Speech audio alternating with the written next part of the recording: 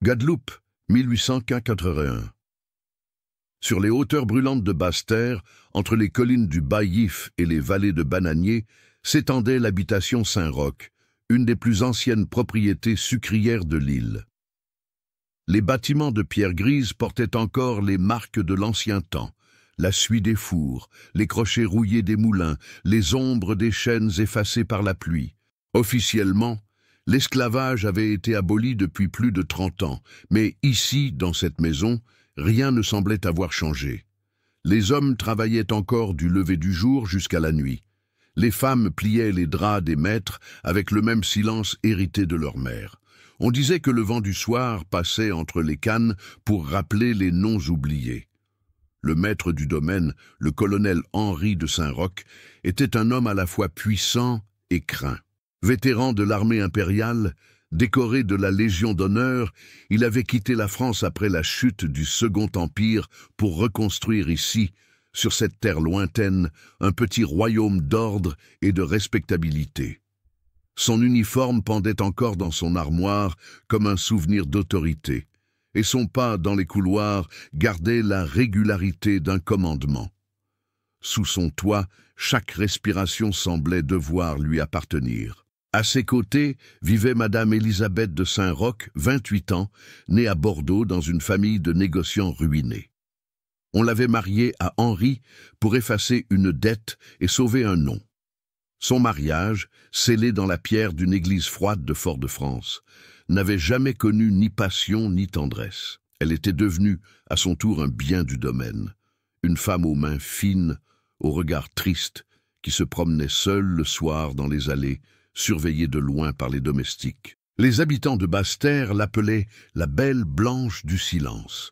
Dans les marchés, on racontait qu'elle ne parlait à personne, qu'elle écrivait des lettres qu'elle ne postait jamais.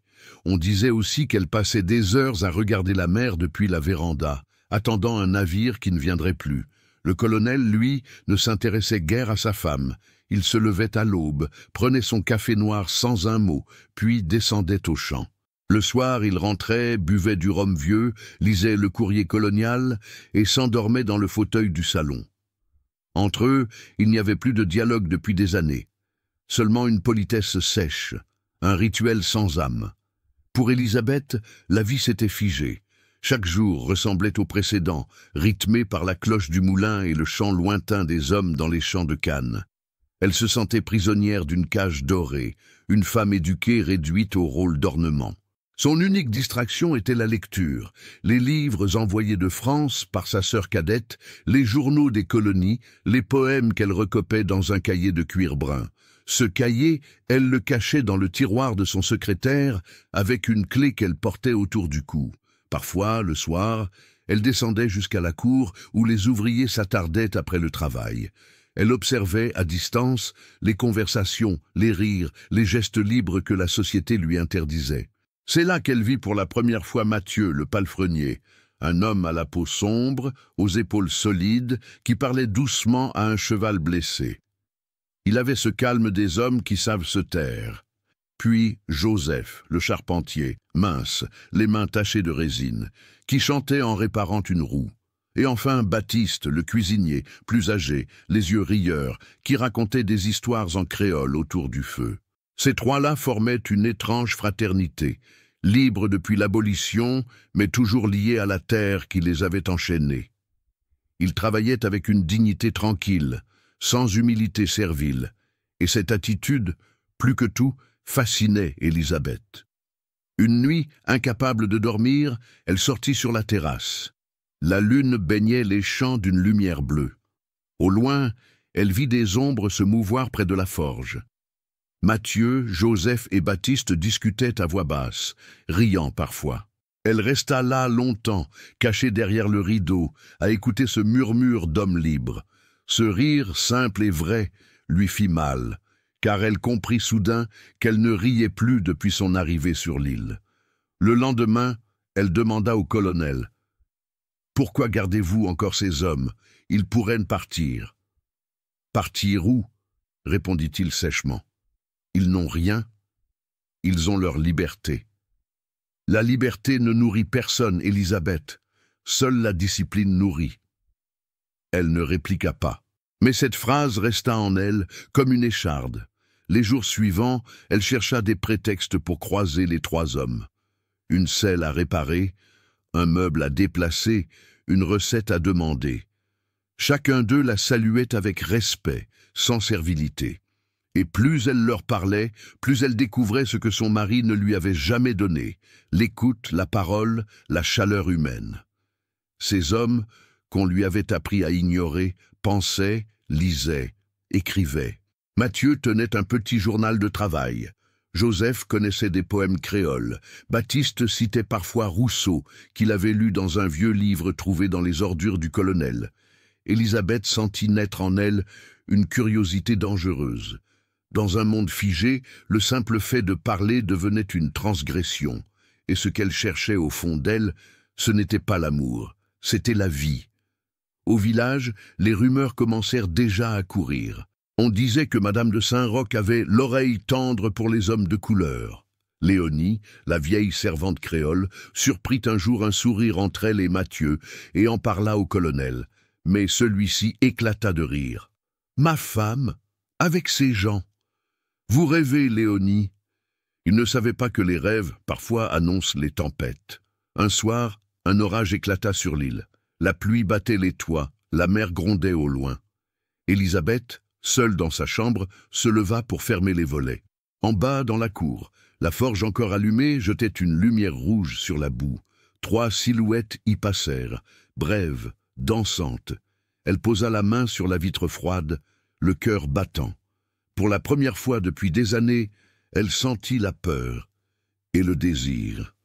Ce fut le début d'une histoire que ni Dieu, ni les lois, ni la honte ne pourraient empêcher. La pluie de la nuit précédente avait tout lavé. Les champs de canne luisaient sous la lumière pâle du matin et la maison exhalait cette odeur lourde de terre humide et de fleurs écrasées. Élisabeth de Saint-Roch se tenait devant le miroir de sa chambre, un peigne à la main. Elle regardait son reflet sans vraiment se voir. Ses traits étaient encore jeunes, mais dans ses yeux, on lisait une lassitude ancienne, celle des femmes qu'on ne regarde plus que pour l'étiquette qu'elles portent. Sous son corset trop serré, elle étouffait. Les tissus, les bijoux, les gants blancs, tout cela lui semblait soudain grotesque. Chaque boucle, chaque perle, chaque bouton était une chaîne de plus. Elle murmura pour elle-même, en serrant le peigne entre ses doigts, « Ils m'ont donné un nom, mais ils m'ont volé ma voix. Dans la maison, les domestiques allaient et venaient. Léonie, la vieille servante créole, passa la tête par la porte. « Madame veut son chocolat chaud ?»« Non. »« Monsieur descend au champ, madame. »« Qu'il y reste. » Quand Léonie repartit, Élisabeth alla jusqu'à la fenêtre. De là, elle voyait la plaine, les hommes au travail, les chevaux attachés, la fumée du moulin. Tout semblait à sa place. Et pourtant, tout était faux. Elle sentait que le moindre souffle pouvait renverser cet ordre qu'on appelait civilisation. Depuis des semaines, son esprit était agité. Les visages de Mathieu, Joseph et Baptiste revenaient la hanter sans cesse, le jour comme la nuit. Ce n'était pas du désir charnel, pas encore. C'était une fascination plus profonde, presque mystique. Il semblait porter en eux quelque chose qu'elle avait perdu, la liberté d'être simplement humain. Mathieu, le palefrenier, parlait aux chevaux comme à des frères. Joseph, le charpentier, fabriquait des choses qui duraient, quand tout autour d'elle n'était qu'apparence. Et Baptiste, le cuisinier, avait dans la voix cette douceur que même les prêtres avaient oubliée. Leur monde, pourtant rude et incertain, lui paraissait plus vrai que le sien. Chaque jour, elle descendait un peu plus souvent vers les ateliers. Sous prétexte de vérifier la gestion ou de demander un service, elle observait, écoutait. Une fois, elle surprit Joseph récitant un poème en créole à un jeune ouvrier. Les mots lui échappaient, mais la musique de la langue la bouleversa. Le soir, elle écrivit dans son cahier « Leurs mots me traversent sans que je les comprenne. Mais mon corps, lui, les comprend avant mon esprit. » Elle savait que ce qu'elle ressentait était interdit, impensable, indéfendable. La colonie reposait sur une hiérarchie fragile, le sang, la peau, la religion, la peur. Une seule femme blanche qui franchissait la ligne pouvait faire trembler tout l'édifice. Mais plus elle y pensait, plus la frontière perdait son sens. Un après-midi, alors qu'elle marchait seule dans le jardin, elle croisa Mathieu qui menait un cheval à la rivière. Il la salua, la tête basse. « Vous travaillez encore à cette heure ?» demanda-t-elle. « Le cheval a peur du tonnerre, répondit-il. Il faut lui apprendre à écouter le vent. » Elle sourit malgré elle. « Vous parlez comme un poète. »« Non, madame. Je parle comme un homme qui a vécu dans les chênes. Le vent, c'est la seule chose qu'ils n'ont pas pu nous prendre. » Ces mots la frappèrent de plein fouet. Elle ne répondit rien, mais cette phrase resta gravée dans sa mémoire. Le soir même, elle écrivit encore dans son cahier « Il parle du vent comme je parle du silence. » Peut-être que ce sont les mêmes choses, vues de deux cages différentes. Les jours suivants, elle se surprit à sourire en entendant son pas dans la cour. Une fois, elle lui prêta un livre, un vieux volume de Rousseau. Il le prit entre ses mains, hésitant. « Vous savez lire ?» demanda-t-elle. « Oui, madame. J'ai appris la nuit, quand le monde dormait. »« Et qu'avez-vous lu ? » ?»« Que les hommes naissent libres, mais que certains naissent sur les mauvaises terres. » Elle baissa les yeux. Elle avait envie de lui dire qu'elle aussi, parfois, se sentait née sur la mauvaise terre. Mais elle n'en eut pas le courage. Dans la maison, le colonel commençait à remarquer son agitation. Un soir, pendant le dîner, il posa son verre et dit « Vous sortez souvent, Elisabeth. Vous avez des choses à voir dehors que je ne peux pas vous donner ?» Elle répondit d'une voix douce « Dehors, au moins, on respire. » Il éclata d'un rire bref et sec. Une femme qui respire trop finit toujours par étouffer les autres. Il se leva, quitta la table. Le cliquetis de ses bottes sur le parquet résonna longtemps après son départ. Elisabeth se sentit trembler. Elle savait qu'il n'était pas un homme violent, mais il était capable de cruauté morale. Son mépris était une arme plus efficace que la force. Et pourtant, plus il se refermait, plus elle se sentait poussée vers la lumière des ateliers, vers les voies libres. Une nuit, elle rêva. Elle se voyait marcher dans les champs, pieds nus, sans corset, sans bijoux, les cheveux défaits. Autour d'elle, les cannes dansaient comme des vagues. Et dans le vent, 3 voix l'appelaient, 3 voix différentes, mais un seul souffle. Elle se réveilla en sursaut, le cœur battant, la peau brûlante. Le lendemain, elle descendit aux cuisines, prétextant une inspection. Baptiste préparait un ragoût, le visage concentré. Il leva les yeux, surpris de la voir là. « Vous n'avez pas peur de salir vos robes, madame ?»« Les robes se lavent, » répondit-elle. « Pas les regrets. » Il la regarda longuement. Ce fut la première fois qu'elle sentit dans un regard autre chose que la soumission, une reconnaissance, presque une égalité. À cet instant précis, elle comprit qu'elle venait de franchir une ligne invisible. Le monde ne serait plus jamais le même. Les jours suivants, le vent sembla changer de direction. Il soufflait plus chaud, plus lourd. Dans les nuits sans lune, les grenouilles se taisaient, les chiens ne hurlaient plus. Quelque chose se préparait, un tremblement minuscule dans le cœur d'une femme et dans la mémoire d'une île. Elisabeth, désormais, n'était plus seulement la maîtresse du colonel. Elle devenait la prisonnière d'un nom qu'elle ne voulait plus porter et l'écho d'une liberté qu'elle commençait à deviner. Les semaines qui suivirent furent celles du trouble. Elisabeth ne reconnaissait plus sa propre respiration. Chaque geste, chaque regard, chaque silence semblait avoir changé de poids. Le monde entier semblait la surveiller, mais ce n'était qu'elle-même qu'elle craignait désormais. Elle vivait entre 2 battements de cœur, celui de la peur et celui de la curiosité. Dans l'habitation Saint-Roch, tout continuait pourtant comme avant. Les champs de canne, la distillerie, les messes du dimanche, les repas solennels. Le colonel Henri de Saint-Roch se croyait toujours le centre du monde, ignorant que sa maison commençait à tourner autour d'un autre soleil. Les 3 hommes, Mathieu, Joseph et Baptiste, travaillaient sans relâche, mais un lien silencieux les unissait. Ils avaient grandi ensemble sur la plantation, enfants du même fouet, libérés le même jour par un décret signé loin d'ici. Ils avaient appris à lire dans les marges des journaux abandonnés, à penser dans le secret des nuits, à exister sans permission. Et bien qu'il soit libre depuis 30 ans, il savait que la liberté dans les colonies n'était encore qu'un mot fragile. Mathieu, le plus jeune, palefrenier, était le corps. Solide, calme, parfois rêveur, il connaissait les bêtes mieux que les hommes. Joseph, le charpentier, était la raison. Ses mains savaient redonner forme au bois brisé. Il parlait peu, mais ses phrases tombaient comme des certitudes. Baptiste, le cuisinier, était la voix.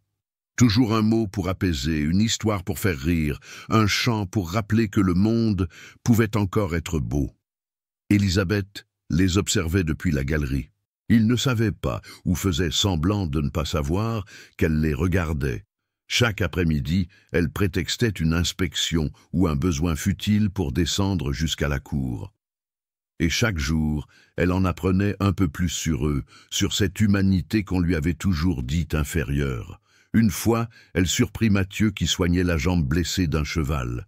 Il parlait à l'animal comme à un frère. « Tu vois, disait-il, le mal, ça passe. Mais la peur, elle reste si on ne la chasse pas. » Elle sentit ses yeux se mouiller sans comprendre pourquoi. Une autre fois, elle entra dans l'atelier de Joseph. L'odeur du bois chaud et de la résine emplissait l'air. Il taillait une planche avec une précision presque religieuse. « Vous construisez quoi » demanda-t-elle. « Une porte. Pour qui ?» Il leva les yeux, sourit à peine. « Pour ceux qui n'en ont pas. » Ces mots restèrent suspendus dans la pièce. Elle eut envie de répondre, de dire que même avec toutes les clés du domaine, elle aussi se sentait enfermée. Mais sa voix se perdit dans sa gorge. Quant à Baptiste, elle le croisait chaque matin à la cuisine. Il préparait le café du colonel, fredonnant des airs créoles pleins de soleil et de tristesse. Un jour, elle s'arrêta près de lui et dit « Vos chansons sont belles. Elles viennent des ancêtres, madame. Et que disent-elles ? Que le jour finit toujours par se lever, même pour ceux qu'on garde dans la nuit. » Elle ferma les yeux. Ces hommes que la société voyait comme des ombres étaient devenus pour elle des éclats de lumière. Un soir, le colonel rentra plus tôt. Il la trouva sur la terrasse, un livre à la main. « Encore à lire ?» grogna-t-il. « Vous passez vos journées à rêver. » « C'est la seule chose qu'on ne m'a pas encore interdite. » Les femmes qui rêvent finissent par oublier leurs devoirs. Et les hommes qui commandent finissent par oublier qu'ils sont mortels. Il la fixa, stupéfait. Jamais elle n'avait parlé ainsi. « Faites attention à vous, Élisabeth. L'île n'est pas tendre avec les femmes insolentes. »« L'île n'est pas tendre avec personne, » répondit-elle. Ce soir-là, elle monta se coucher, le cœur battant. Elle venait, sans le savoir, de franchir une seconde barrière, celle de la peur. Les jours suivants, le vent devint plus chaud, plus dense, comme chargé d'électricité. Dans les cases, les ouvriers disaient que le vent des diables soufflait. Les chiens aboyaient sans raison. La mer elle-même semblait en attente. Élisabeth passait des heures à écrire dans son cahier. Elle notait ses pensées, ses rêves, ses contradictions. « J'ai peur de moi-même. J'ai peur de la liberté qu'ils portent dans leurs gestes. J'ai peur de ce que je pourrais devenir si je les regardais trop longtemps. » Un après-midi, elle entendit frapper doucement à la porte. C'était Baptiste. « Non, madame, dit-il, le colonel est parti à Basse-Terre. Il reviendra demain. » Elle hocha la tête. « Merci. » Il hésita, puis ajouta. « Les hommes ont trouvé un livre près de la forge. Ils croient qu'il est à vous. » Elle sourit. « Non. Il est à toi, Baptiste. Garde-le, lis-le, même si tu ne comprends pas tout. Je comprends assez pour savoir que tout homme porte un feu qu'on ne peut pas éteindre. » Quand il partit, elle s'assit dans le silence. Ce feu, elle le sentait déjà en elle. Il n'avait pas encore consumé sa vie, mais il avait commencé à brûler son nom. Le lendemain, elle croisa Mathieu près de l'écurie. Le soleil tapait fort, la chemise du palefrenier collait à sa peau. Elle lui tendit un mouchoir. « Vous transpirez, » dit-elle. Il prit le tissu, la regarda. Leurs doigts se frôlèrent. Ce contact, si bref, la fit frissonner. Elle détourna les yeux, mais il murmura « Les mains des maîtres brûlent plus que le soleil. Je ne suis pas votre maître. Pas encore, répondit-il doucement. Cette phrase la troubla toute la journée. Elle marcha jusqu'à la chapelle du domaine, s'y enferma, tomba à genoux. Elle pria, mais ses mots se perdaient. Dieu restait muet. Seul le vent lui répondait, soufflant à travers les fissures du mur. Les conversations avec Joseph devinrent plus longues, celles avec Baptiste plus intimes, mais c'est dans le regard de Matthieu qu'elle se perdit. Il ne la fuyait pas, ne la provoquait pas. Il la regardait comme un être humain, et c'était peut-être cela, le véritable sacrilège. Un soir, elle descendit jusqu'à l'écurie, prétextant un cheval malade. La pluie commençait à tomber. Matthieu était là, seul, en train de poser une couverture sur un animal. Il leva la tête, surpris. « Madame, je voulais voir le cheval. Il va mieux. Et vous? Moi? Je n'ai jamais été libre, mais je vais bien. » Le tonnerre gronda. Elle fit un pas vers lui. Leurs regards se croisèrent. Et dans ce regard, il n'y avait ni défi ni honte, seulement la reconnaissance de deux solitudes qui s'étaient trouvées. Elle s'enfuit quelques secondes plus tard, le cœur en flammes. Dans la nuit, la pluie lavait les sentiers, mais rien ne pouvait laver ce qu'elle ressentait désormais. Dans le village, les rumeurs se firent plus fortes. Léonie parlait trop. Les voisins chuchotaient. Mais la maison restait étrangement calme. Le colonel, aveugle par orgueil, ne voyait rien. Et Lyle, habitué au secret, retenait son souffle, car chacun savait au fond que le vrai scandale n'avait pas encore commencé. Il viendrait bientôt, porté par le vent, le feu et le ventre d'une femme. Le vent soufflait plus fort ces jours-là. Les cannes, hautes et serrées, ondulaient comme une mer verte sous le soleil de midi.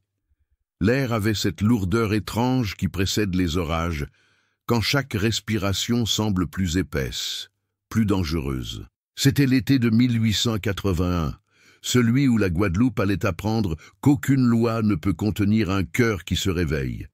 Élisabeth avait cessé de fuir les ateliers. Elle y descendait chaque jour, désormais sans prétexte.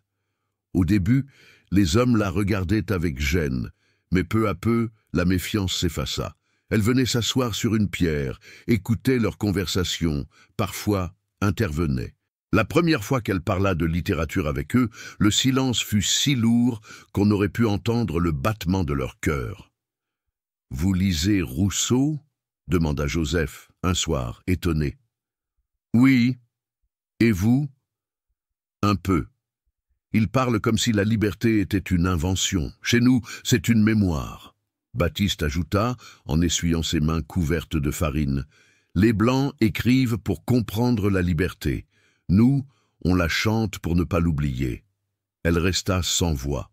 Ses phrases, simples et justes, valaient plus que tous les sermons des prêtres qu'elle avait entendus. Il parlait d'un monde qu'elle ne connaissait pas, mais dont elle sentait la vérité jusque dans sa peau. Les jours suivants, elle leur apporta des livres. Des ouvrages oubliés dans la bibliothèque du colonel, Hugo, Lamartine, Montesquieu. Elle les lisait à voix haute, et les hommes l'écoutaient, fascinés. La lecture devenait un rituel. Chaque soir, après le travail, elle rejoignait le petit hangar près des écuries. Il s'asseyait autour d'une lampe à huile, elle ouvrait un livre, et sa voix, douce et grave, emplissait l'espace. Ce fut la première fois de sa vie qu'elle sentit que ces mots pouvaient servir à autre chose qu'à plaire. Pour eux, lire était une résistance. Pour elle, c'était une renaissance. Une nuit, alors qu'elle lisait un passage de Les Misérables, Joseph lui demanda « Madame, pourquoi lisez-vous pour nous? Parce que vous écoutez vraiment. Et que cherchez-vous? À entendre ma propre voix. » Matthieu, resté silencieux jusque-là, ajouta doucement « Peut-être que vous cherchez à nous libérer. » « De quoi?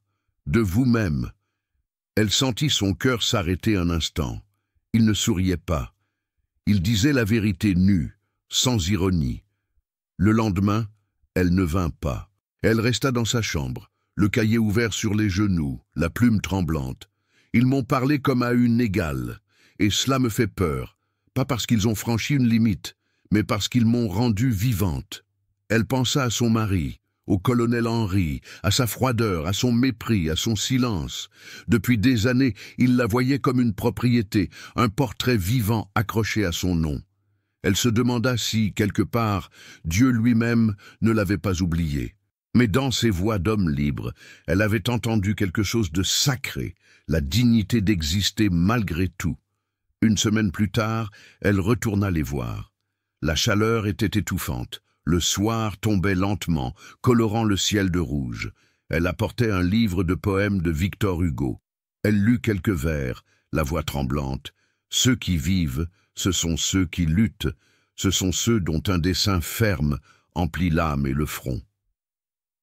Un silence suivit. Puis Baptiste dit « Si vivre, c'est lutter, alors nous avons vécu trop longtemps. Et vous, madame, vous luttez contre quoi? Contre tout ce qu'on m'a appris à être ?» Mathieu s'approcha un peu plus, son ombre effleurant la sienne. « On dit que vous êtes malheureuse. Et vous, vous ne l'êtes pas? Si. Mais au moins, ma peine a un nom. La vôtre, non. » Elle baissa les yeux. Il avait raison. Sa peine n'avait pas de nom parce qu'elle n'avait pas de place. Ni ici, ni en France, ni nulle part. Les jours suivants, leurs conversations changèrent de ton. Elles n'étaient plus intellectuelles, elles étaient humaines. Elle parlait de sa jeunesse à Bordeaux, de la pluie sur la Garonne, du bruit des fiacres, des robes légères. Eux parlèrent de leur enfance volée, des coups, des départs, des chants du soir dans les cases. Et dans ce mélange d'aveux et de souvenirs, une confiance naquit, fragile mais réelle. Une nuit, après une lecture, la lampe à huile s'éteignit. Le vent entra par la fenêtre, faisant frissonner la flamme. Ils restèrent dans l'obscurité, tous les quatre. Personne ne bougea. Puis Baptiste murmura « Il est tard, madame. Le colonel pourrait rentrer. »« Qu'il rentre, » répondit-elle dans un souffle. « Je ne lui dois plus rien. » Personne ne sut si elle le pensait vraiment, mais ces mots, une fois dits, ne pouvaient plus être repris. Le lendemain, Léonie entra dans sa chambre sans frapper. « Madame, on dit que vous allez trop souvent aux écuries. On dit beaucoup de choses, Léonie, et certaines choses font brûler les maisons. »« Alors qu'elles brûlent, » répondit Élisabeth calmement. La vieille femme recula, terrifiée. Elle avait compris que quelque chose d'irréversible était en marche. Les jours devinrent plus longs, les nuits plus lourdes. Dans la cour, les hommes chantaient à voix basse après le travail. Leur chant montait jusqu'à la véranda où Élisabeth écoutait, seule, le cœur serré. Les paroles parlaient d'amour, de fuite, de pardon, de mer et de vent. Elle ne comprenait pas tous les mots, mais elle comprenait l'émotion, et cette émotion, elle la ressentait pour eux. Un soir, elle laissa tomber son cahier dans la cour. Le lendemain, il lui fut rendu. Sur la dernière page, quelqu'un avait écrit en lettres maladroites « Le vent ne juge pas, il passe ». Elle reconnut l'écriture de Joseph. Cette phrase, simple et douce, fut la clé. Elle comprit que le vent, ici, ne portait pas seulement les prières des morts, mais aussi les désirs des vivants. Ce fut à partir de cette nuit-là qu'elle commença à rêver d'eux. Pas d'un homme, mais de trois souffles mêlés, trois forces différentes, le calme de Mathieu, la lucidité de Joseph, la chaleur de Baptiste.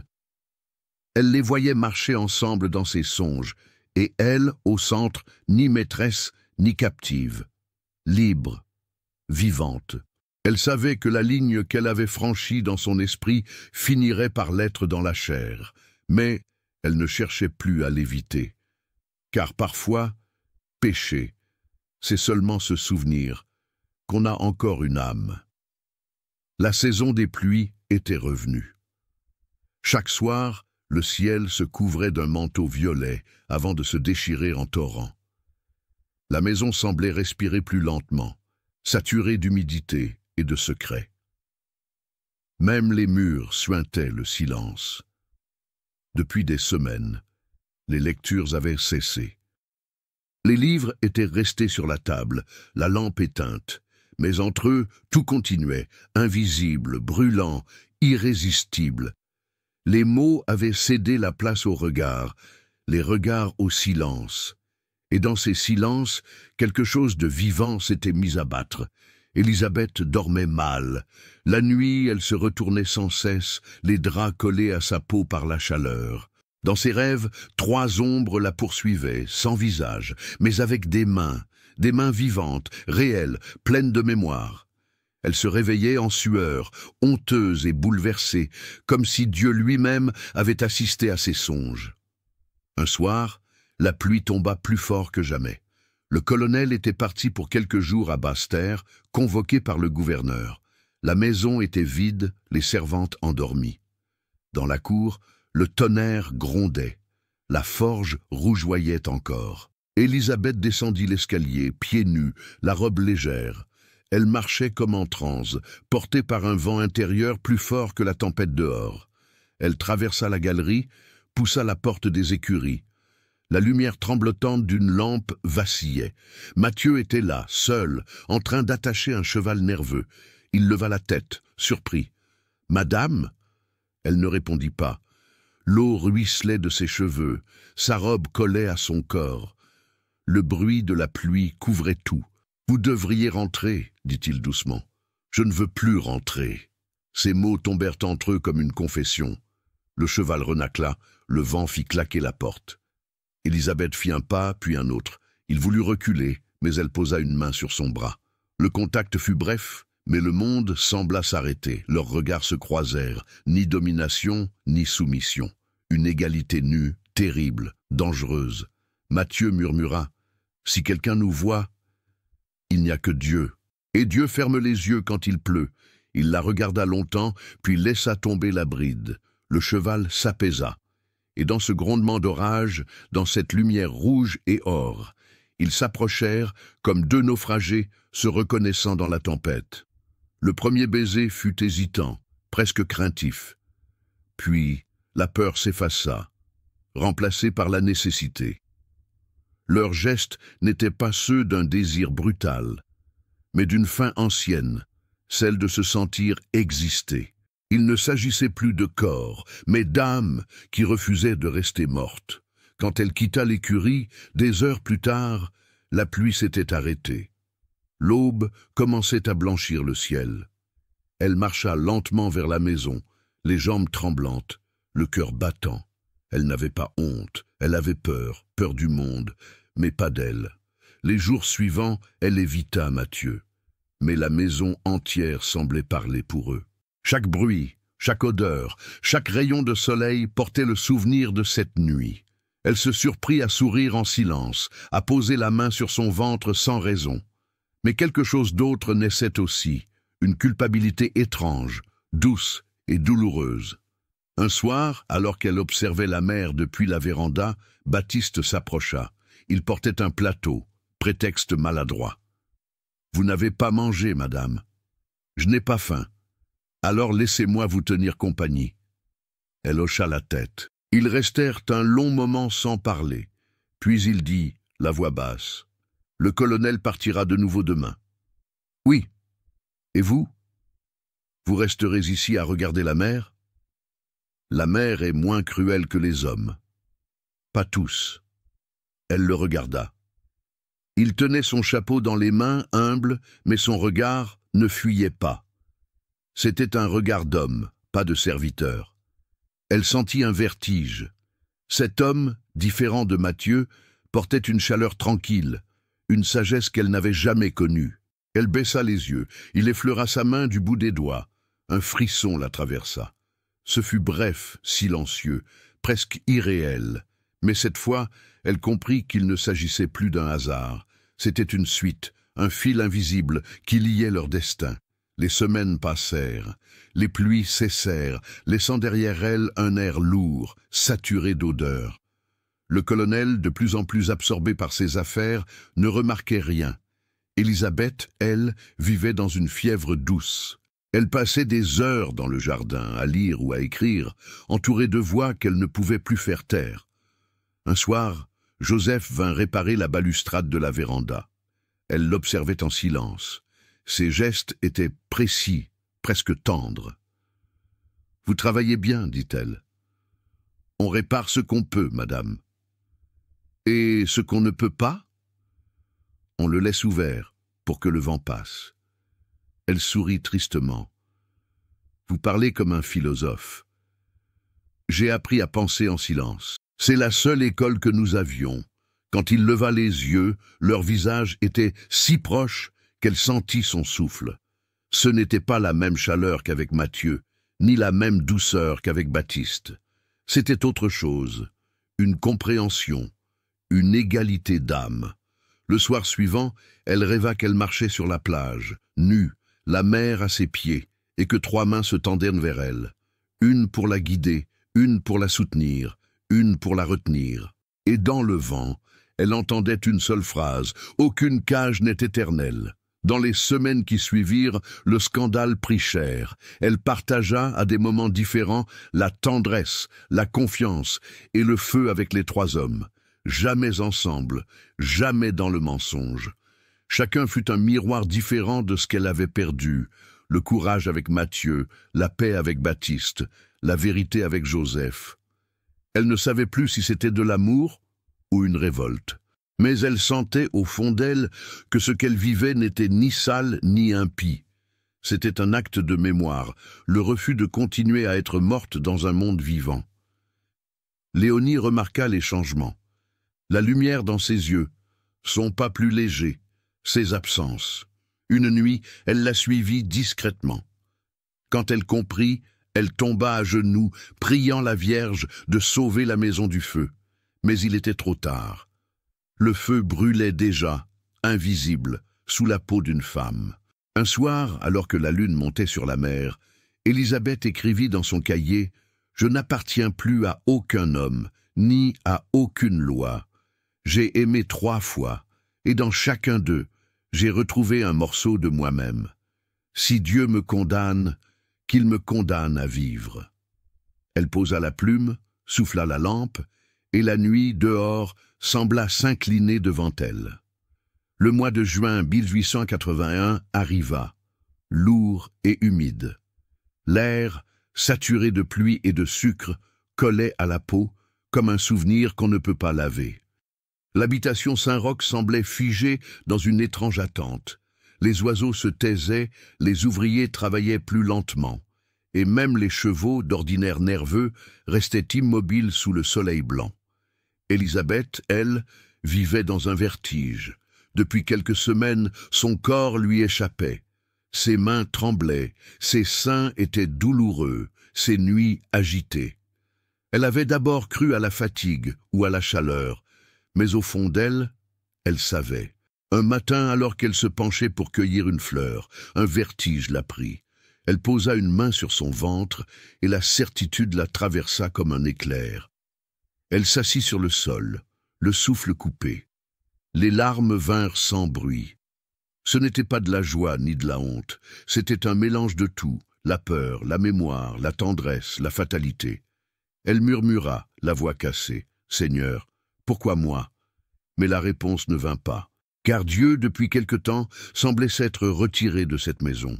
Le soir même, elle s'enferma dans sa chambre et alluma une seule bougie. Elle ouvrit son cahier et écrivit d'une main tremblante. « Mon corps parle plus fort que ma raison.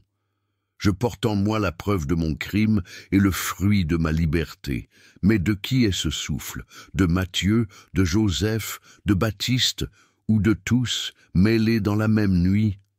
Elle sentit une douleur douce au fond du ventre. Elle comprit qu'à partir de ce moment-là, sa vie ne lui appartenait plus.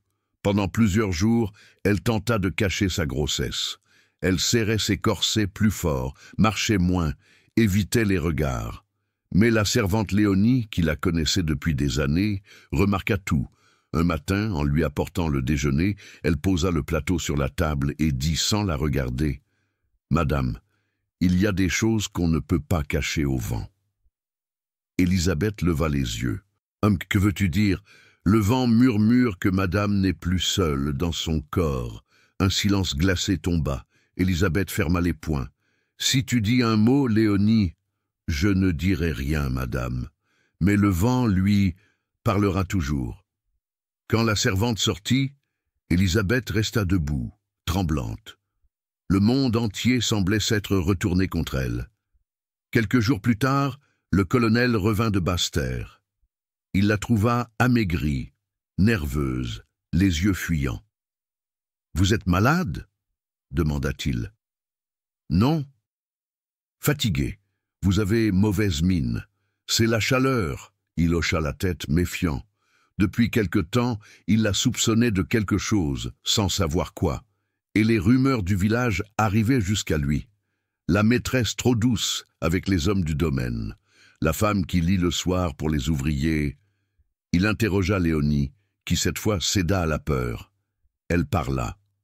Pas tout, pas les noms, mais assez pour allumer le feu. Le lendemain, il entra dans la chambre d'Élisabeth sans frapper. Elle était assise, les mains sur son ventre. « Tu es enceinte, dit-il d'une voix rauque. Elle ne répondit pas. « De moi ?» Silence. « Réponds !» Elle le regarda. Dans ses yeux, il lut la vérité sans qu'elle ait besoin de parler. Il recula d'un pas, pâle comme la cire. « Qui ?» Elle ferma les yeux. « Peu importe. » Il éclata d'un rire sec, un rire d'homme blessé. « Peu importe. Tu as souillé mon nom ?»« Ton nom était déjà sale avant moi, » répondit-elle d'une voix calme. Il leva la main puis la baissa. Elle ne bougea pas. Il murmura « Si je te tue, personne ne me jugera. Alors tue-moi, mais tu devras aussi tuer cet enfant. Cet enfant n'est pas de moi. Peut-être, mais il portera ton nom. » Cette phrase le foudroya. Elle savait ce qu'elle faisait. Elle venait de retourner contre lui la seule arme qu'il comprenait, la honte. Le lendemain, le colonel convoqua les 3 hommes dans la cour. Le soleil était aveuglant. Les ouvriers cessèrent de travailler. Personne ne parlait. Ils se tenaient debout, la cravache à la main. L'un de vous, dit-il, a oublié sa place. Matthieu, Joseph et Baptiste se regardèrent. Aucun ne parla. Le colonel fit un pas vers eux. « Vous croyez que je ne sais pas, que je suis aveugle ?» Toujours le silence. « Alors vous apprendrez ce qu'il en coûte d'avoir levé les yeux vers ce qui vous dépasse. » Il leva la cravache, mais ne la fit pas tomber. Élisabeth, sur la véranda, cria « Assez !» Tous se tournèrent. Elle était debout, vêtue de blanc, les cheveux défaits, les yeux pleins de flammes. « Si tu touches à un seul d'entre eux, dit-elle, je jure devant Dieu que je te détruis. »« Tu n'as plus de Dieu, hurla le colonel. Alors je serai mon propre jugement. » Un silence de pierre tomba. Puis le colonel lâcha la cravache. « Qu'ils partent, tous, ce soir. » Et ce fut ainsi. Avant la nuit, les 3 hommes furent vendus ou envoyés sur d'autres plantations. Pas un mot d'adieu, pas un regard. Leur absence fut plus lourde que toutes les chaînes du passé. Élisabeth passa les mois suivants enfermée. La maison était devenue un tombeau. Elle écrivait, priait, marchait, parlait seule. Son ventre grossissait. Parfois, la nuit, elle croyait entendre des voix dans le vent. « Nous ne sommes pas partis, nous attendons. » Quand vint l'heure de l'accouchement, la pluie tombait à verse. Léonie l'aida, malgré la peur. Les cris se mêlèrent aux éclairs. Et à l'aube, un garçon naquit. Petit, fort, à la peau claire, aux cheveux crépus. Il pleurait comme s'il portait déjà la douleur du monde. Le colonel entra, pâle, les yeux creux. Il regarda l'enfant. Son visage se crispa. « Il me ressemble, dit-il. Peut-être. Il portera mon nom, ajouta-t-il d'une voix étranglée. C'est ce que je voulais entendre. » Puis, elle ferma les yeux. Elle venait de gagner une guerre qu'elle n'avait jamais voulu livrer. Pendant des semaines, la maison resta plongée dans un silence religieux. Les gens du village chuchotaient « L'enfant du péché est né ». Mais personne n'osait parler trop fort, car tout le monde savait que dans les colonies, les secrets sont plus solides que les murs. Élisabeth nomma l'enfant François, François de Saint-Roch. Et dans ses bras, chaque soir, elle murmurait « Tu n'as pas de père, tu en as 3, et chacun t'a donné un morceau du ciel. » Le colonel ne parla plus jamais d'eux. Mais parfois, la nuit, il se levait en sursaut, hurlant comme un homme poursuivi. Il rêvait d'un vent qui portait 3 visages, et dans son cauchemar, il voyait sa maison s'effondrer pierre par pierre. Dans le silence de l'île, la rumeur grandissait déjà. Et ce n'était plus seulement une histoire de honte, c'était une histoire de mémoire, de chair et de justice. Les jours qui suivirent la naissance de l'enfant furent étranges, presque irréels. L'air lui-même semblait suspendu, comme si la Guadeloupe tout entière retenait son souffle. La maison du colonel Saint-Roch, jadis pleine de bruit d'outils et de voix d'ouvriers, n'était plus qu'un tombeau blanc au milieu des cannes vertes. Le feu du scandale avait brûlé en silence, mais ses cendres continuaient de flotter dans l'air. Élisabeth se remettait lentement. Allongée dans sa chambre, le regard perdu vers le plafond, elle écoutait le vent frôler les volets. Elle n'avait plus peur du vent. C'était la seule chose qui parlait encore sans la juger. Le bébé dormait près d'elle, dans un berceau de bois sculpté par Joseph avant son départ. Chaque fois qu'elle posait les yeux sur lui, un mélange d'amour et de douleur la traversait. Cet enfant était à la fois son salut et sa condamnation. Le colonel, lui, ne venait presque jamais. Il restait enfermé dans son bureau, buvant seul, comme s'il essayait d'effacer le monde en versant du rhum sur sa honte. Parfois, elle l'entendait marcher au-dessus d'elle, ses pas lourds, hésitant. D'autres fois, elle croyait entendre sa voix chuchoter des prières qu'il n'avait jamais su dire à haute voix. Un matin, il entra dans la chambre sans frapper. Elle tenait l'enfant dans ses bras. Il s'arrêta, la regarda, puis fixa le visage du bébé. La lumière de l'aube tombait sur lui, révélant sa peau dorée, ses cheveux bouclés, ses yeux d'un vert clair, ni ceux du père, ni ceux de la mère. Un silence épais s'installa, puis il dit, d'une voix rauque, « Il me ressemble ». Elle répondit calmement, « Si tu veux le croire, crois-le. Tout le monde le croira. C'est ce que je veux. » Il s'assit lentement sur une chaise, le visage entre les mains. « Tu m'as détruit, Élisabeth. »« Non, Henri. C'est ton monde que j'ai détruit, pas toi. » Il leva les yeux, fatigué. « Ce monde, c'est moi. » Alors, il est temps qu'il meure. Ce fut la dernière conversation sincère qu'ils eurent. Après cela, il vécut comme un fantôme dans sa propre maison. Dans les mois qui suivirent, le bébé grandit vite, François. Son rire clair résonnait dans les couloirs, redonnant un souffle de vie au domaine. Mais ce rire, au lieu de consoler, rouvrait les blessures. Chaque sourire de l'enfant rappelait à tous que le passé ne se laisse pas enterrer. Léonie, la servante, refusait de le toucher. « Ce petit a le regard des esprits, » disait-elle. « Il a 3 pères et aucun n'est au ciel. » Élisabeth serrait l'enfant contre elle, alors qu'il soit le fils du vent. Et quand il s'endormait, elle lui chantait des berceuses apprises des anciens, des chants en créole que Joseph lui avait traduits autrefois. Mais dans le village, la rumeur ne s'arrêtait pas. On murmurait que la Dame Blanche avait accouché du diable, que l'enfant n'était pas tout à fait humain, qu'il portait la vengeance des ancêtres dans son sang.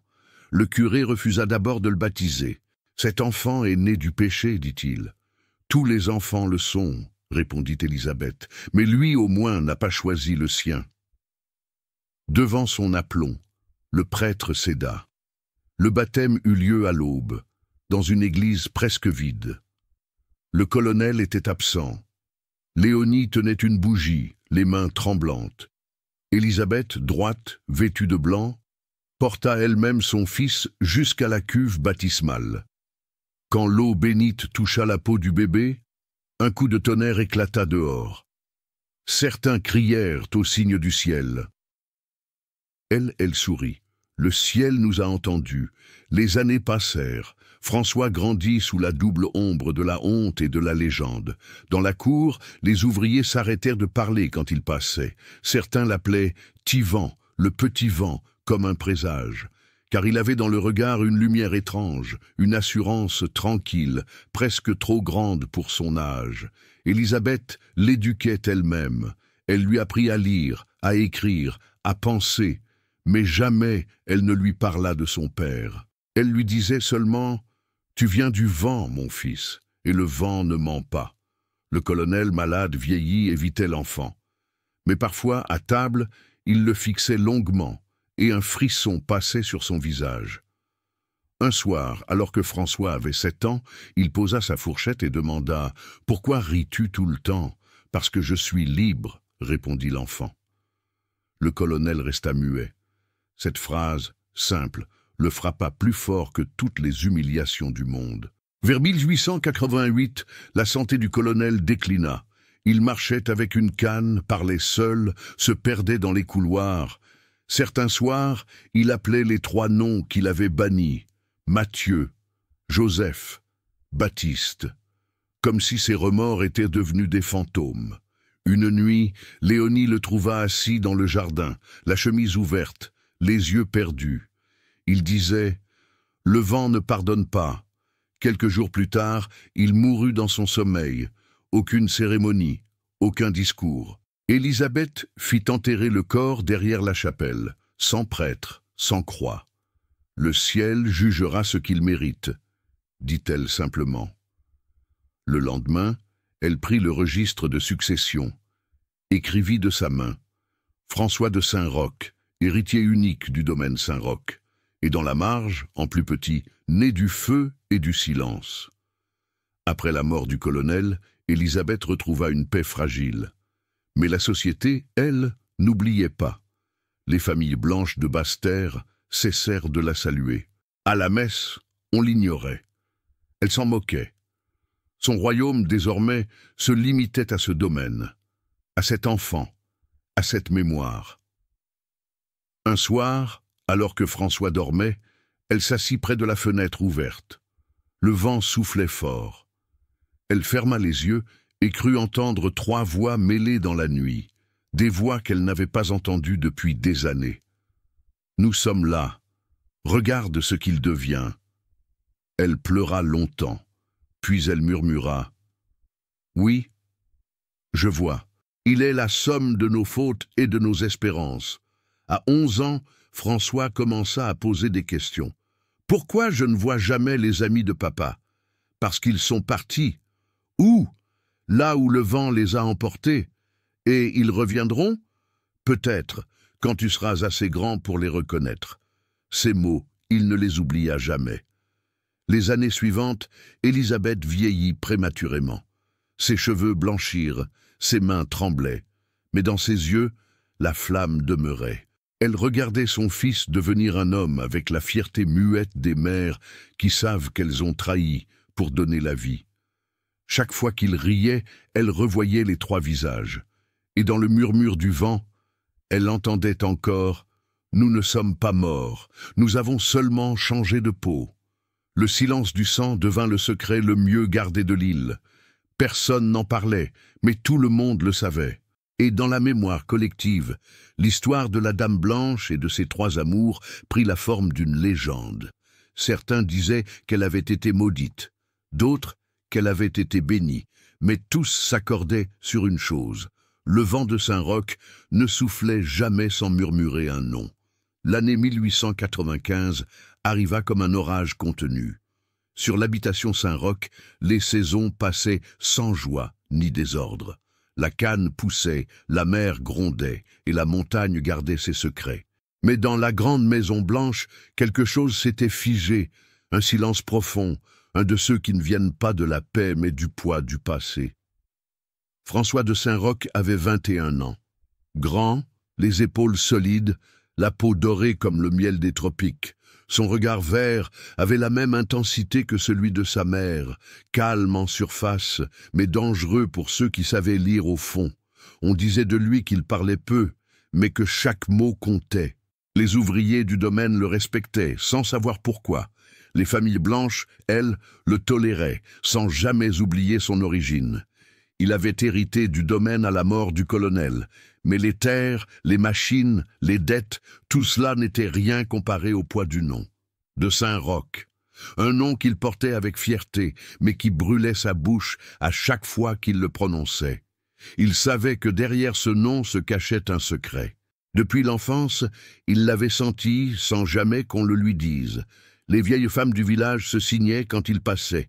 Les jeunes filles l'évitaient, fascinées et effrayées à la fois. On murmurait « C'est le fils du vent ». Le sang de 3 hommes coule dans ses veines.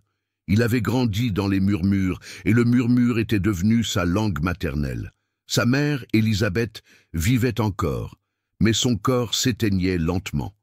À 50 ans, elle paraissait en avoir 70. Ses cheveux étaient blancs, sa peau fine comme du papier. Elle ne quittait plus la maison.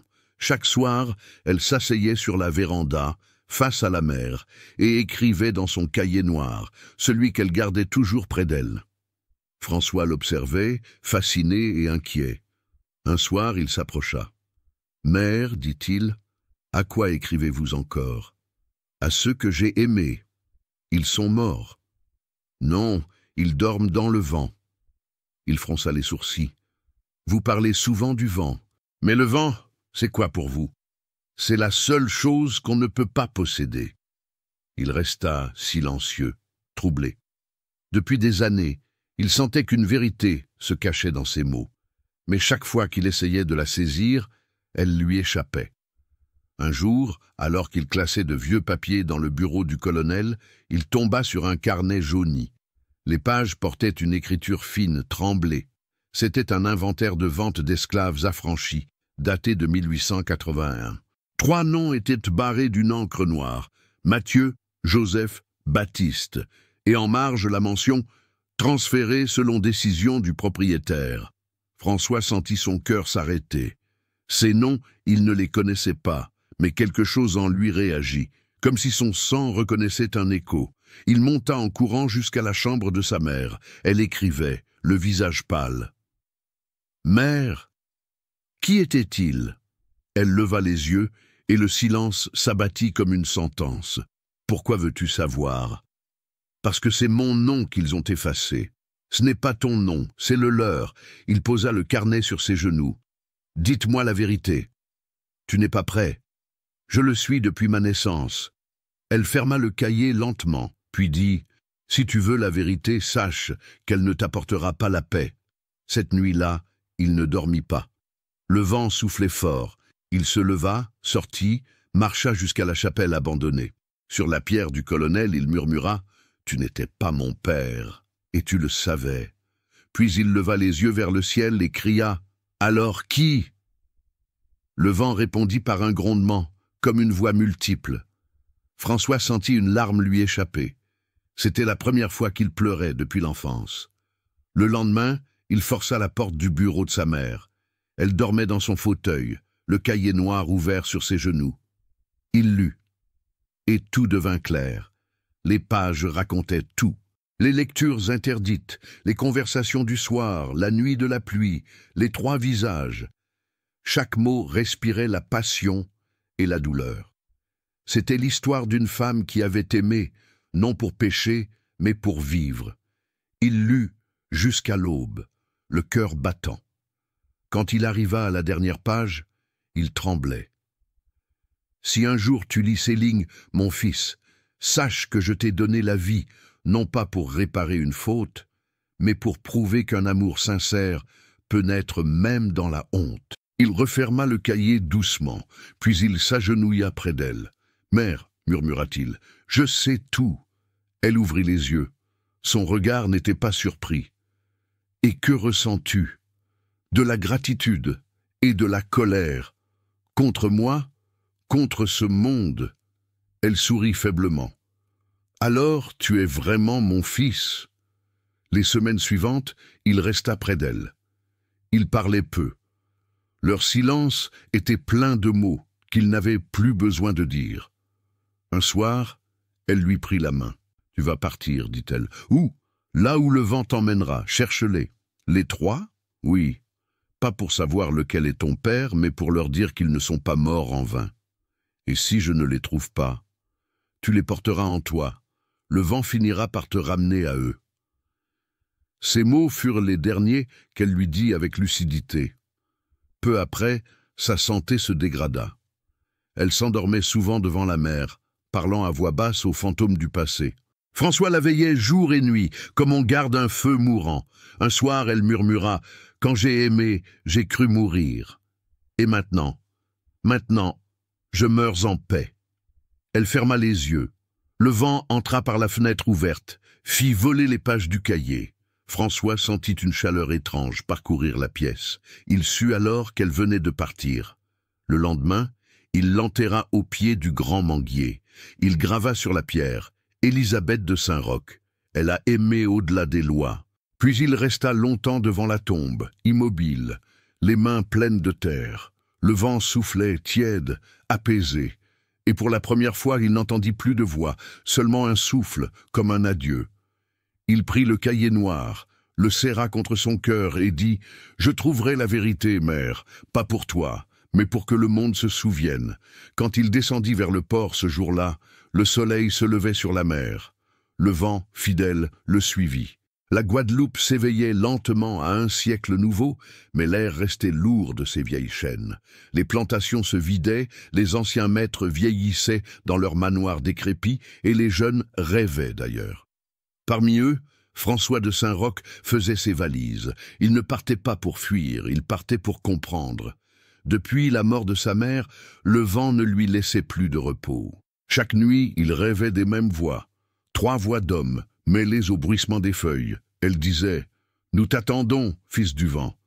Le sang n'est pas un secret, il est un chemin. » Alors, un matin, il descendit au port de Basse-Terre. Le ciel était pâle, la mer calme. Il acheta une place sur un bateau marchand qui faisait la traversée vers la Martinique, puis vers Dakar. Dans sa poche, il portait le cahier noir de sa mère et un médaillon de cuivre gravé d'un M, trouvé dans ses affaires. Peut-être celui de Mathieu. C'était tout. Le voyage jusqu'à la Martinique fut court, mais le silence du large pesait sur lui. La mer semblait vouloir lui parler, comme si chaque vague portait un fragment d'histoire. Un marin créole lui demanda « Tu voyages seul ?»« Oui. »« Et que cherches-tu ?»« 3 ombres dans le vent. » Le marin rit doucement. « Alors c'est le vent qui te trouvera. » À Fort-de-France, il descendit du navire avec le sentiment de marcher dans un rêve. La ville bourdonnait. Des marchés, des voix, des visages mêlés, la musique des tambours au loin. Mais, sous la surface, il sentait la même tension qu'à Basse-Terre, une société suspendue entre la mémoire et l'oubli. Il chercha pendant des jours, il demanda aux églises, aux prisons, aux archives. On lui répondit « Mathieu ? Non. Peut-être mort en mer. Joseph, un charpentier, parti pour Saint-Pierre avant le grand incendie. Baptiste ? On dit qu'il est monté sur un bateau pour l'Afrique en 1882. 3 pistes, 3 destins, 3 fantômes. Il retrouva d'abord Mathieu, ou plutôt ce qu'il restait de lui. Un vieil homme bossu vivait dans une cabane près des ruines d'une sucrerie au bord de la mer. Quand François entra, le vieil homme leva la tête, ses yeux clairs brillèrent. « Je te connais, dit-il. »« Non, je viens de Guadeloupe. »« Oui, c'est ce que je dis, je te connais. » Il posa une main sur la poitrine de François. « Tu as son regard. » « Le regard de qui ? » ?»« D'elle, la dame blanche du vent. » François sentit son cœur se serrer. « Vous l'avez aimée ? » ?»« Aimée ? Non, j'ai respiré avec elle. C'est différent. » Ils restèrent longtemps sans parler. Le vieil homme lui raconta les chants, les nuits de pluie, la fuite forcée. « Quand ton père m'a vendu, je n'ai pas pleuré. J'ai seulement dit au vent, « Protège-la. » Et le vent m'a écouté. « Et vous êtes resté ici ?»« Oui, parce que quelqu'un devait rester pour raconter. » François lui donna le médaillon. Le vieil homme le serra contre son cœur et murmura « Alors elle ne m'a pas oublié. » Le lendemain, François revint, mais la cabane était vide. Sur le lit, le médaillon reposait, ouvert. À l'intérieur, un mot écrit d'une main tremblée. « Tu as trouvé le premier souffle. » Il reprit la mer vers Saint-Pierre. La Martinique sentait la cendre et la mer. Il y trouva Joseph, le charpentier, plus âgé, mais debout. L'homme construisait encore des portes et des bateaux dans un petit atelier en bois. Quand François entra, il leva les yeux et dit simplement « Tu es venu. Vous me reconnaissez ?» On reconnaît toujours ce qu'on a perdu. Ils parlèrent longtemps. Joseph ne posait pas de questions. Il semblait déjà tout savoir. Il lui montra ses mains, tordues par le temps. « Ces mains ont touché ta mère sans la posséder. C'est pour ça que je suis encore vivant. » François demanda. « Pourquoi n'êtes-vous jamais revenu ?» Parce qu'elle avait choisi de rester pour que l'histoire existe. Si j'étais revenu, j'aurais détruit sa mémoire. Il lui donna un petit coffre en bois, finement sculpté. À l'intérieur, un morceau de tissu blanc, jauni. C'était à elle. Garde-le. Qu'est-ce que c'est? Le mouchoir qu'elle m'a donné le soir où elle a franchi la porte de la peur. Quand François repartit, Joseph le regarda s'éloigner et murmura « Le vent te conduira au dernier ». Le dernier, Baptiste, était loin, très loin. D'après les rumeurs, il avait quitté les Antilles pour l'Afrique, le pays des origines, disait-on. François décida de poursuivre la route. Il embarqua sur un navire marchand vers Dakar, au Sénégal. La traversée dura 3 semaines. Il passa les nuits sur le pont, le cahier noir d'Élisabeth dans les mains, lisant encore et encore les phrases de sa mère. « Quand j'ai aimé, j'ai cru détruire le monde, mais j'ai seulement donné au vent un nom à porter. » Il comprit que ce nom, c'était le sien. À Dakar, tout lui parut à la fois familier et étranger. Les marchés débordaient d'odeurs de terre, de fruits, de sel. Les femmes chantaient, les enfants couraient dans la poussière. Il se sentit pour la première fois à la bonne place. Un vieil homme à la peau d'ébène, assis sous un arbre, le regarda passer. « Tu viens des îles, dit-il. »« Oui. »« Alors tu cherches quelque chose que la mer t'a volé. » François s'arrêta. « Vous connaissez un homme nommé Baptiste ?» Le vieil homme sourit. « Tout le monde s'appelle Baptiste ici, mais un seul a parlé du vent des Antilles. » Il indiqua une maison au bord de l'eau. François marcha lentement. Devant la porte, un homme très vieux, aveugle, chantait. Sa voix était faible, mais belle. Quand François s'approcha, il s'interrompit. « Je t'attendais, dit-il. Vous savez qui je suis ? Je le sais depuis que j'ai senti le vent changer. » François tomba à genoux. « Vous êtes Baptiste ? Je suis ce qu'il en reste. » Ils parlèrent toute la nuit. Le vieil homme raconta comment il avait quitté la Guadeloupe, porté par la honte et l'espoir, comment il avait traversé l'océan pour retrouver la terre de ses ancêtres. « Mais le vent m'a suivi, dit-il en riant. On ne quitte jamais vraiment ce qu'on aime. » François lui parla de sa mère, de sa mort, de son voyage.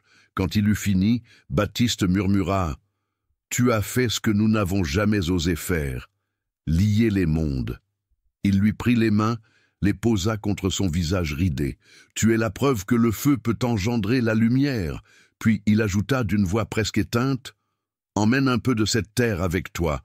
Elle t'aidera à comprendre que les racines ne sont pas des chênes. » Au matin, Baptiste ne se réveilla pas. Le vent soufflait fort sur la mer. François creusa la terre de ses mains, enterra le vieil homme face à l'horizon, là où la mer rejoignait le ciel.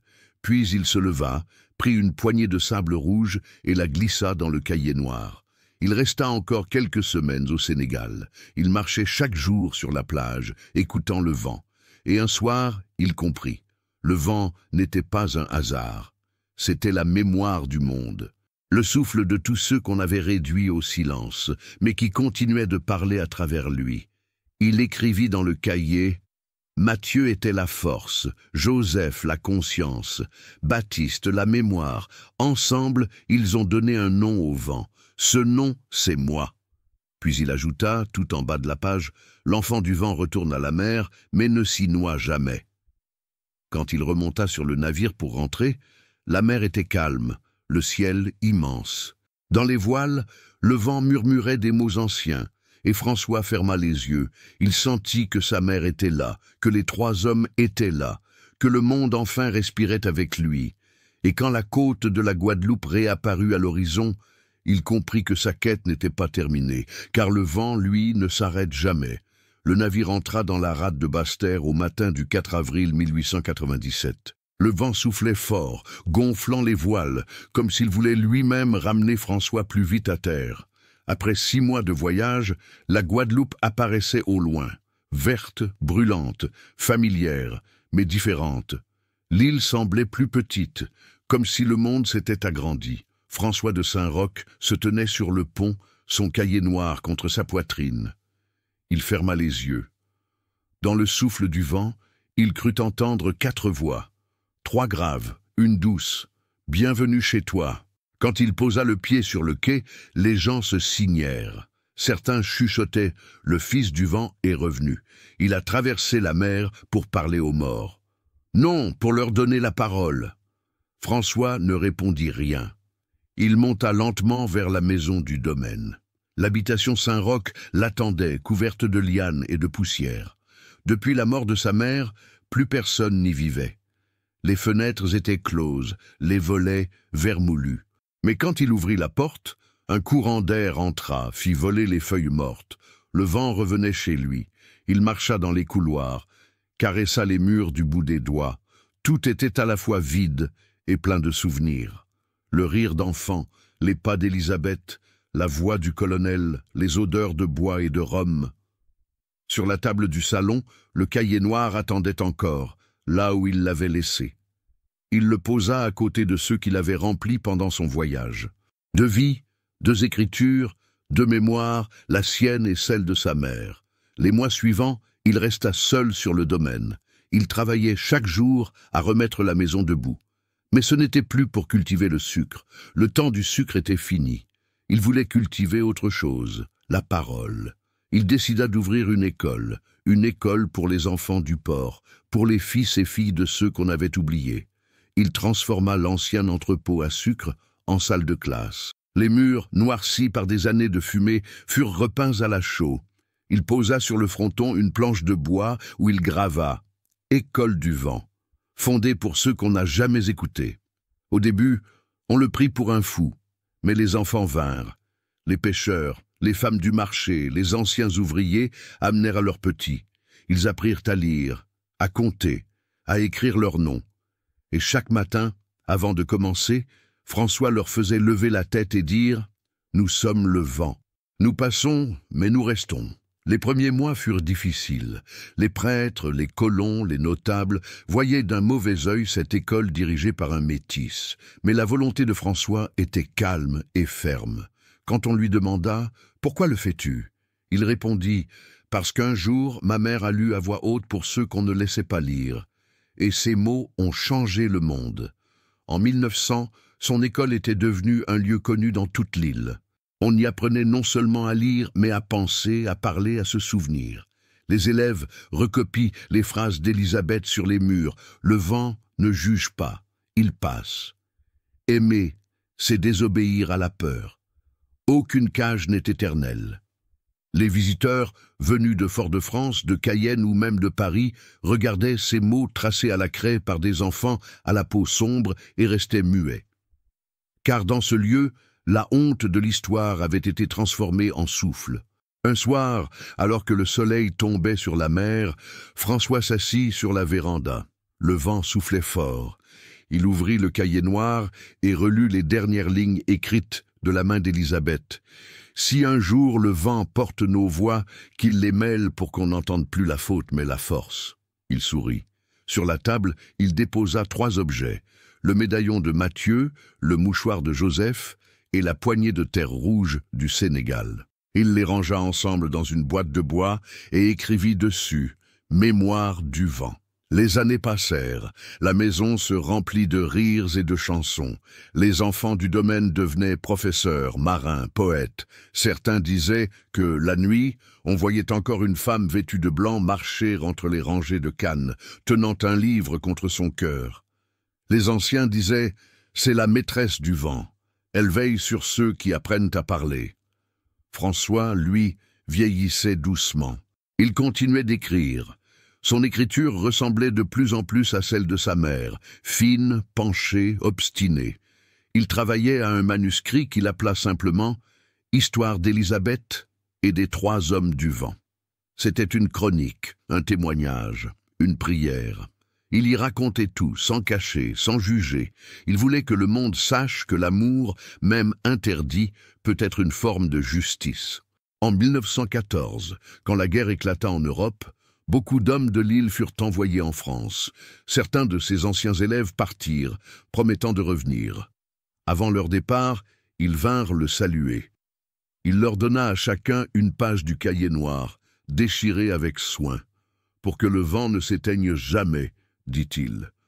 Peu après, malade, il s'éteignit à son tour, un soir de grande chaleur. On le trouva assis sur la véranda, un sourire aux lèvres, le cahier d'Élisabeth ouvert sur ses genoux. Le vent soufflait fort, soulevant doucement les pages, comme pour les emporter. Des années plus tard, quand un cyclone frappa la Guadeloupe, l'école du vent fut détruite. Mais sous les décombres, les enfants retrouvèrent la boîte de bois. À l'intérieur, les 3 objets étaient intacts. Et sur le couvercle, quelqu'un avait ajouté une phrase, écrite à l'encre noire, « Le vent garde ce que le feu a révélé ». Depuis, chaque fois qu'un vent chaud descend des collines de Basse-Terre, les habitants murmurent « Élisabeth de Saint-Roch passe encore », et son fils parle pour elle. Car dans les îles, rien ne meurt jamais vraiment. Les noms s'effacent, les pierres tombent, les corps disparaissent. Mais le vent, lui, retient tout. Et dans ce souffle sans fin vivent encore la femme du feu, les 3 hommes du silence et l'enfant du vent.